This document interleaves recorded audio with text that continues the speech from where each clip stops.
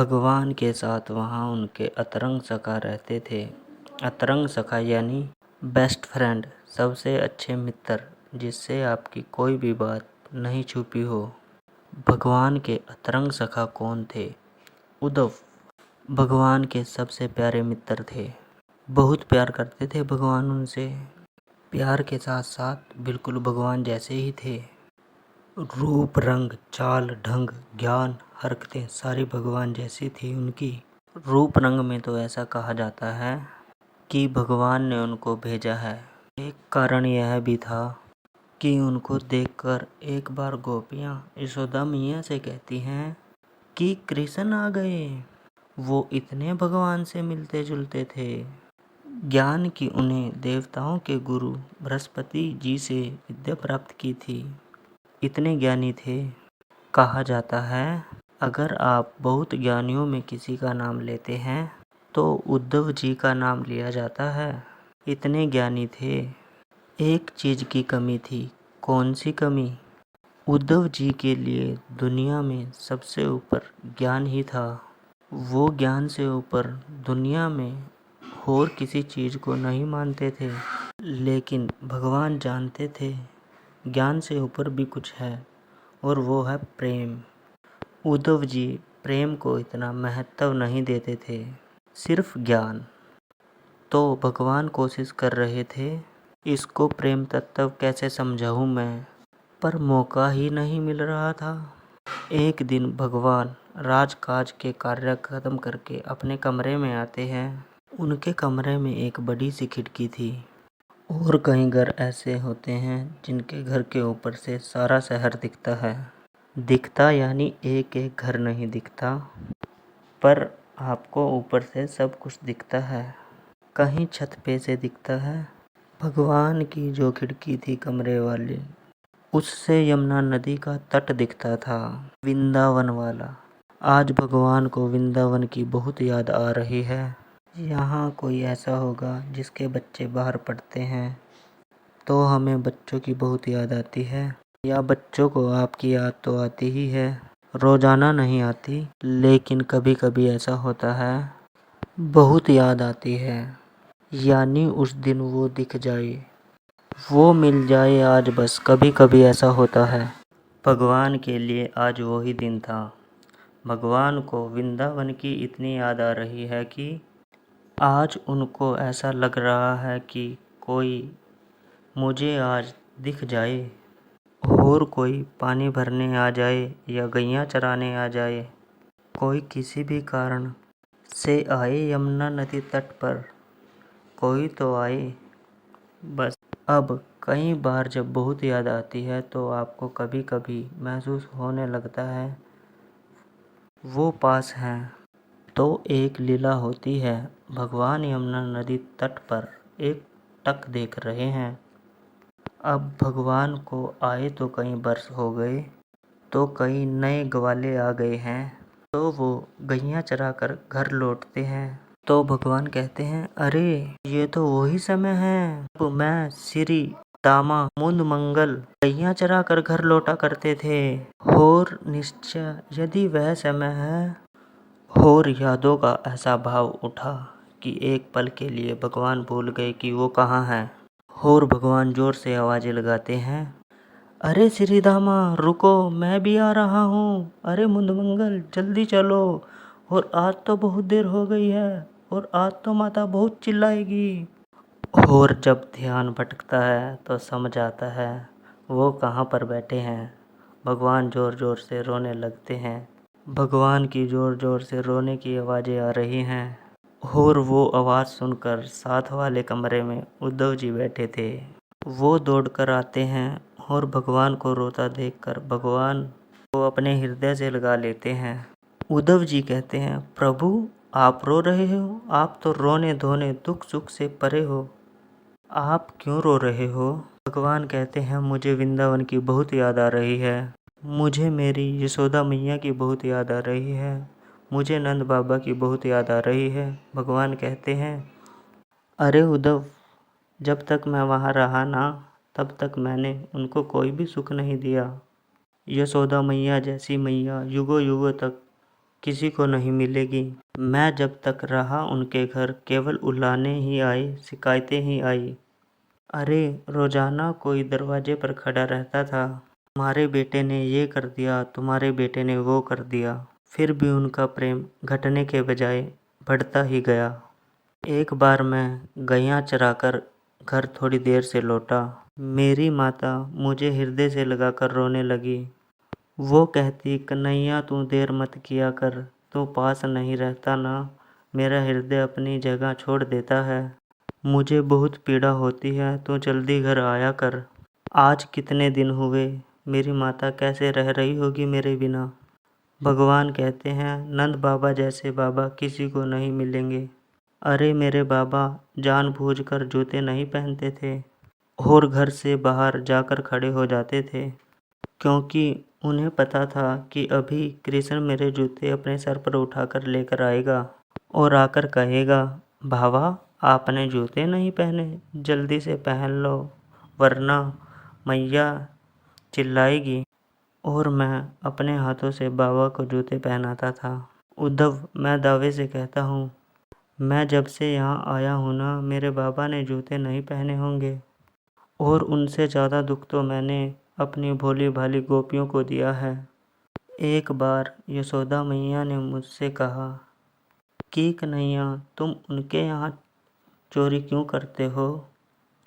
वो बहुत गरीब हैं, वो जो माखन दूध दही बेचते हैं, उनसे जो पैसे आते हैं वो उनसे ही भोजन करते हैं। तू उनकी मटकियाँ फोड़ता है, माखन चुरा लेता है, वो क्या खाएंगी? तो मैं कई दिनों तक चोरी करने नहीं गया। कुछ दिन बाद सब की सब हमारे घर आई और आकर कहती हैं, यशोदा कन्हैया सिर्फ तेरा ही बेटा है क्या? हमारा कुछ नहीं, चोरी करता है तो करने दो, मटकियाँ फोड़ता है तो फोड़ने दो, पर असली गरीब तो हम उस दिन हो जाएंगे जिस दिन कन्हैया हमारे घर आना छोड़ देगा। तो उनकी बात सुनकर मैया यशोदा कहती है, अगर कृष्ण तुम्हारा माखन चोरी कर लेगा, मटकियाँ फोड़ देगा, तो तुम भोजन कैसे करोगे? तो गोपियाँ कहती हैं, अरे भोजन तो हम उस दिन नहीं करते जिस दिन कन्हैया हमारे घर चोरी नहीं करने आता। इसलिए कभी मत कहना आप गरीब हो, वो जब तक पास है आपसे ज़्यादा कोई अमीर नहीं है। भगवान कहते हैं, उससे भी ज़्यादा दुख मैंने अपनी राधा को दिया है। इतना प्यार किया उसने मुझसे, मैंने सबसे ज़्यादा दुख उसी को दिया है। भगवान इतनी ही देर में राधा राधा राधा कहकर रोने लगे। परंतु श्री कृष्ण जी की बात सुनकर उद्धव जी पर इतना सा भी फर्क नहीं पड़ा। उद्धव जी कहते हैं, प्रभु इतना ही था तो आप उन अनपढ़ गंवार ब्रिजवासियों को ज्ञान से भी तो समझा सकते थे। भगवान श्री कृष्ण कहते हैं, अनपढ़ गंवार, तुम्हें कैसे पता वो अनपढ़ गंवार हैं? उद्धव जी वो कहाँ गुरुकुल गए होंगे, उनका काम तो दूध दही माखन बेचना ही है।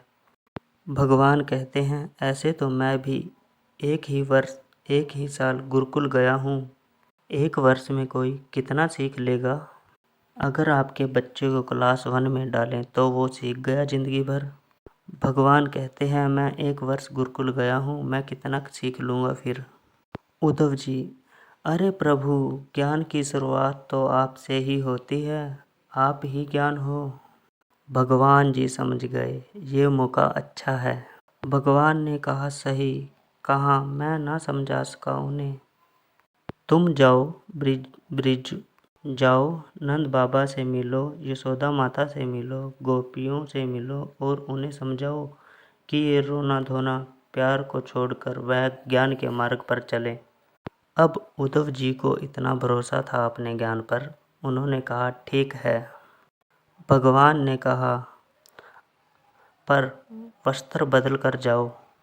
भगवान ने उन्हें अपना पीताम्बर दिया, अपना मुकुट दिया, अपना कुंडल दिया। उद्धव जी ने कहा, इन सब की क्या ज़रूरत है? भगवान ने कहा, इनके बिना बात करना तो दूर की बात, कोई तुम्हें देखेगा भी नहीं। इस वजह से, इन चीज़ों की वजह से, मेरी सुगंध से उन्हें एक बार लगेगा कि मैं आ गया हूँ, तो वो तुम्हें आंखें उठाकर देखेंगे। इतना सुनकर उद्धव जी वृंदावन पहुंच जाते हैं। वृंदावन में कुछ गोपियां जा रही थी तो उनसे पूछा, नंद बाबा का घर कौन सा है? गोपियों ने कहा, मथुरा से आए हो, तुम्हें कैसे पता? मथुरा वासी ही पूछते हैं, वरना ऐसा ब्रिज में कृष्ण का घर किसी को ना पता हो, ऐसा हो नहीं सकता। गोपियों ने कहा, ये जो जल आ रहा है ना बहता हुआ, इसके साथ साथ जाओ। ये जहाँ जाकर रुक गया वो नंद बाबा का घर है। गोपियाँ कहती हैं, इसे साधारण जल मत समझना। ये जब से तुम हमारे कृष्ण को लेकर गए हो ना, तब से नंद बाबा यशोदा मैया की आंखों के असुर जल बह रहा है ना, ये वो ही जल है। गोपियाँ कहती हैं, सब कुछ तो लेकर चले गए हो, अब क्या लेने आए हो? तो उद्धव जी कहते हैं, ठीक है, जाते हैं। और नंद बाबा के घर पहुंच जाते हैं। आवाज़ लगाते हैं, नंद बाबा, ओ नंद बाबा जी। और अंदर से एक साधारण व्यक्ति की आवाज़ आती है, कौन? अरे मैं उद्धव हूँ, कृष्ण का मित्र, उसका दोस्त, उसका संदेश लेकर आया हूँ। इतनी बात सुनकर एक व्यक्ति बाहर आता है, दुबला पतला शरीर, झुर्रियाँ पड़ी हुई, आंखें अंदर धसी हुई, कांपती हुई आवाज़ में कहता है, मैं नंद राय हूँ। भगवान ने सबका हुलिया बताया था, कौन कैसा दिखता है। भगवान ने नंद बाबा का भी हुलिया बताया था। भगवान ने नंद बाबा का जो हुलिया बताया था वो उससे इतना भी नहीं मिलता था। अब देखिए, प्रेम को माने या ना माने, फिर भी पिता तो भगवान के ही थे। तो उद्धव जी ने उनके चरण छूते हुए, माफ़ करना बाबा, मैं आपको पहचान नहीं सका। अंदर बुलाते हैं। नंद बाबा ने कहा, बैठो, मैं कुछ भोजन लेकर आता हूँ, घर पर नहीं है। नंद बाबा गए तो उद्धव जी ने रसोई घर की तरफ देखा। रसोई घर में जाले पड़े हुए हैं, मानो जब से कृष्ण गए हैं तब से उस घर में खाना नहीं बना है। भोजन करते ही बाबा ने कहा, आप आराम करो। उद्धव जी कहते हैं, अरे बात नहीं करोगे क्या? मेहमान बनकर थोड़ी आया हूँ, बात करने आया हूँ, कुछ संदेश लेकर आया हूँ। नंद बाबा बैठते हैं। नंद बाबा कुछ कहे इससे पहले यशोदा माता आती है। पहली नज़र उद्धव जी पर पड़ती है, जोर से भागती है, अरे कृष्ण, तू आ गया। नंद बाबा कहते हैं, वो कृष्ण नहीं है, उसका मित्र है, संदेश लेकर आया है। संदेश लेकर आए हो? मैया कहती है कि वो छोटा था ना, रोता था, तो मैं बड़ा काम छोड़कर उसको गोद में ले लेती थी कि वो रोए ना, वो दुखी ना हो बस। आज उनकी माता कब से रो रही है, वो आ नहीं सकता, मित्र को भेजा है जी। उद्धव जी कहते हैं, हाँ मैया, कृष्ण को खुद गर्ज मत समझना, वो आप सबको बहुत याद करता है। मैं जब यहाँ आ रहा था ना, तो देवकी माता ने मुझसे कहा कि यशोदा से जाकर कहना कि यशोदा धन्य है तेरे लालन पालन पर। लेकिन वहाँ जब भगवान रह रहे थे तब देवकी माता ने बात की थी यशोदा माता से, यानी पसंद नापसंद पूछी थी। तो देवकी माता को कहा था, तुम्हारा बेटा बहुत चंचल है, दिन भर दौड़ता रहता है, खेल कूद करता है, पर यहाँ तो वो घर से बाहर भी नहीं निकलता। और चंचल तो दूर की बात, मैंने उनको आज तक मुस्कुराते हुए भी नहीं देखा। कि कृष्ण मुस्कुराता कैसे है? तुमने कहा था खाने पीने का बड़ा शौकीन है। तुम उसे दिन में 8 बार भोजन कराती हो। एक दिन मैंने उसके लिए गाय रस की मिठाई बनाई। जो कृष्ण थाली को हाथ जोड़कर बैठता था, वो उस दिन थाली छोड़कर चला गया।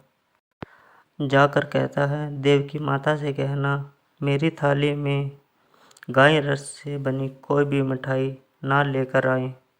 मुझे यशोदा मैया की याद आती है। यशोदा मैया इससे ज़्यादा सुन ही न सकी और ऊर्जा को प्राप्त हो गई।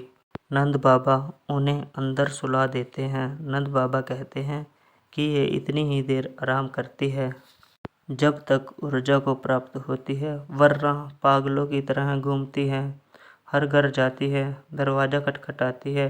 कृष्ण आया क्या? वो चोरी करता है ना? मुझे पता है तुमने बांध कर रखा है। क्या उसको वापस कर दो, मैं उसके बिना नहीं रह सकती। वो चोरी नहीं करेगा, मैं उसको अपने घर में बांध कर रखूंगी, उसको किसी के घर नहीं जाने दूंगी। तुम उसको लौटा दो बस। वृक्षों से पूछती है, तुमने कृष्ण को देखा क्या? बहुत चंचल है ना, बहुत इधर उधर घूमता है, कहाँ चला गया वो? गोवर्धन पर्वत से पूछती है, अरे तुम्हारी तो उसने पूजा करवाई थी, तुम्हें तो बहुत प्यार करता है वो, तुमने उसको देखा क्या? उससे कहना माँ उसको बहुत याद करती है, उसके बिना नहीं रह सकती। उद्धव जी को अपना ज्ञान याद आता है। उन्होंने कहा, बाबा आप बहुत सौभाग्यशाली हो। उद्धव जी को अपना ज्ञान याद आता है। उद्धव जी ने कहा, बाबा आप बहुत सौभाग्यशाली हो कि आपके घर कृष्ण आए, पर जिसको आप बार बार बेटा बेटा पुत्र पुत्र कह रहे हो ना, वो किसी का पुत्र नहीं है। वो प्रेम पिता परमेश्वर भगवान विष्णु का अवतार है। वो किसी को पुत्र नहीं, किसी का बेटा नहीं। वो भगवान है केवल, वो तो उनकी लीला थी जिस कारण से वो आपके घर आए। तो नंद बाबा कहते हैं, मैंने तो तुम्हें बहुत समझदार बालक समझा था, तुम तो बड़े साधारण बालक निकले। कहा वो भगवान है, और भगवान के तो एक लक्षण भी नहीं है उसमें। भगवान सबका पेट भरता है, अन्न का भंडार कहा जाता है, ना वो किसी को भूखा सोने देते हैं। जिसके घर में अन्न का भंडार हो वो भूख से तड़प सकता है। मैंने कितनी बार कृष्ण को भूख से तड़पते देखा है। रोता था यशोदा के पास आके, मुझे बड़ी जोर की भूख लगी है, सब काम काज छोड़कर मुझे पहले भोजन दो। और तुम कहते हो वो भगवान है। तो भगवान हमें क्या सिखाता है? सत्य की राह पर चलो। मेरा बेटा तो बात बात पर झूठ बोलता है, चोरी करता है। तुम कहते हो वो भगवान है, तो चलो मैंने मान ही लिया कि भगवान है, पर भगवान से भी कभी गलती हो सकती है। हो सकती है क्या? भगवान कुछ गलत कर सकते हैं। मुझसे गलती हुई ना, मैंने उससे अपना बेटा कहा, लेकिन उसने कितनी बार मुझे बाबा कहा, यशोदा को मैया कहा। गोपियाँ कहती हैं, नंद बाबा गोरे, बलदाऊ भैया गोरे, यशोदा मैया गोरी गोरी, तू कहाँ से आ गया रे काले? तू इनका बेटा नहीं है। तो क्रोधित हो जाता, आकर कहता, मैया कह दे मरी से कि मैं तेरा छोरा हूँ। तुम कहते हो वो भगवान है, और चलो मैंने मान लिया वो भगवान है, पर तुम्हें क्या लगता है तुम्हारा ये कहना कि वो भगवान है क्या मेरी वीरा वेदना कम कर देगा? वो बोले, हाँ, आप ये रोना धोना छोड़कर भगवान की राह पर चलो। तो नंद बाबा कहते हैं, तुम ज्ञानी जनों एक ही बात समझाते हो ना, कि कोई गलत राह मत चुनो, दुख आए संकट आए हार जाओ, हर कोई साथ छोड़ दे तो कोई एक तो साथ रहता है। कौन रहता है साथ? क्या कहते हैं? इनका क्या नाम है? अगर कुछ भी गलत हो जाए तो किसके भरोसे जियोगे? सब साथ छोड़ दें तो किसके भरोसे रहोगे? नंद बाबा ने कहा, मैं आज तक इस बात से दुखी था कि मेरे बेटे ने मुझे छोड़ दिया। कोई बात नहीं, बहुतों के बेटे ऐसे होते हैं, माता पिता को छोड़ देते हैं, पर भगवान तो है। भगवान के सहारे जीता हूँ, ये सोच कर जी रहा था। आज तक तुमने मुझे क्या बताया? तुमने कहा कि वो बेटा नहीं भगवान है, यानी भगवान मेरे घर छोड़कर चले गए। जिसके सहारे मैं जी रहा था वो ही मुझे छोड़कर चले गए। अब किसके लिए जीऊँ? क्यों रहूँ मैं यहाँ? तुमने तो मुझसे जीने की उम्मीद ही छीन ली। अरे अब तक तो इतना दुख नहीं था। ये सोचकर कि बेटा छोड़कर चला गया। अब तो इतना दुख है कि भगवान ही मुझे छोड़कर चला गया। कितने पाप किए होंगे मैंने कि भगवान मेरा घर छोड़कर चला गया। इतना सुनकर उद्धव जी को एक शब्द नहीं सूझा। क्या सूझे? सब यही कहते हैं, हम भी आपको यही बात सिखा रहे हैं कि हर कोई साथ छोड़कर चला जाता है, पर वो साथ नहीं छोड़ता। उनके सहारे जियो। पर उद्धव जी ने जो बताया उस हिसाब से तो नंद बाबा का घर छोड़कर भगवान कब के चले गए, त्याग कर चले गए भगवान उनको। अब वो किसके सहारे जिए? उद्धव जी वहाँ से चले जाते हैं बिना कुछ कहे। कोई जवाब नहीं मिला। सारी ज्ञान की बातें रह गई यूं ही। थोड़ी दूर चलते हैं, गोपियाँ दिखती हैं। थोड़ी दूर चलते हैं, गोपियाँ दिखती हैं। गोपियों से मिलते हैं। गोपियाँ कहती हैं, कृष्ण ने भेजा है। तुम्हें कैसे पता? बोले, ये कपड़े उसने ही पहनाए होंगे, ये कुंडल, ये मुकुट, ये पीताम्बर। बोले, हैं? बोली, हमें अपना ऐश्वर्य दिखा रहे हैं। गुस्सा है उनके अंदर। प्यार करते हैं वो भगवान से। भगवान उन्हें छोड़कर चले गए। वो कहते हैं, हमें ऐश्वर्य दिखा रहे हैं कि राजा बन गया है।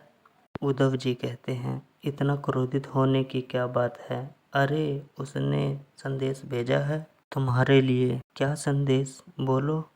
मैं तुम्हें समझाने आया हूँ कि रोना धोना छोड़कर, प्रेम का रास्ता छोड़कर ज्ञान के मार्ग पर चलो। गोपियाँ कहती हैं, और ज्ञान मार्ग पर चलकर क्या होगा उद्धव जी? और क्या कल्याण होगा? स्वर्ग की प्राप्ति होगी। तो गोपियाँ कहती हैं, ठोकर मारते हैं ऐसे स्वर्ग को हम, जो हमें कृष्ण से दूर कर दे। और अगर कृष्ण प्रेम में रहने से हमें नरक की प्राप्ति होती है, तो हम जन्मों जन्मों तक नरक में रहने को तैयार हैं। हम उसके प्रेम को तो नहीं छोड़ने वाले। और अगर आपकी बात मान भी लें, तो आपने कहा मन ज्ञान मार्ग पर लगाएं। ठीक है, दिल ज्ञान मार्ग पर लगाते हैं, पर दिल कितने होते हैं? आपके पास कितने दिल हैं? तो गोपियाँ बोली, वो तो कब का कृष्ण को दे दिया। अब वो लाओ, तब जाकर उसको ज्ञान मार्ग पर लगाएं। हमारे पास है ही नहीं, हमने तो दे दिया कृष्ण को। गोपियाँ कहती हैं, आप बड़े ज्ञानी हो, तो आप एक बात बताएं, संसार में ऐसी कौन सी प्रीति होती है जो जीवन भर रहती है? प्रीति यानी प्रेम, रिश्ता जो जीवन भर रहता है। और ऐसी कौन सी प्रीति है जो बहुत जल्दी नष्ट हो जाती है? उद्धव जी कहते हैं, जिसमें स्वार्थ होगा वो जल्दी नष्ट हो जाएगी, और जो निस्वार्थ प्रेम से किया जाए वो जीवन भर रहेगी। तो गोपियाँ कहती हैं, हमने तो कोई स्वार्थ नहीं रखा। गोपियाँ कहती हैं, अरे हमें पता है आप ये सब ज़बरदस्ती की बातें करने आए हो। दूसरी गोपी कहती है, दूसरी गोपी के कान में, ये सारी बातें तो झूठी हैं। हमें पता है ज़रूर इसको कंस के मित्र ने ही भेजा होगा। कंस की मृत्यु हो गई है ना, उसका श्राद्ध है, तो मांस लेने आया होगा।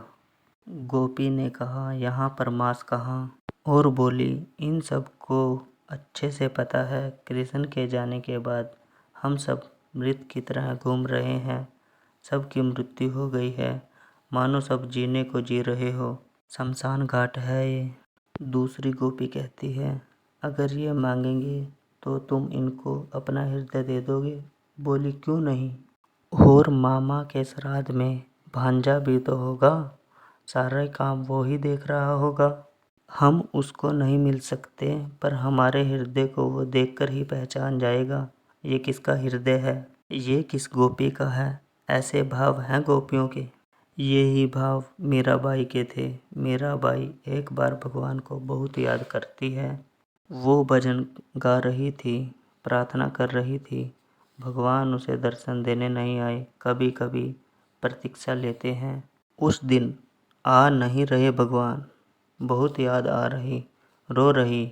एक पेड़ के नीचे बैठी थी, और वहाँ पेड़ पर एक कौवा बैठा था, बहुत आवाज़ कर रहा था।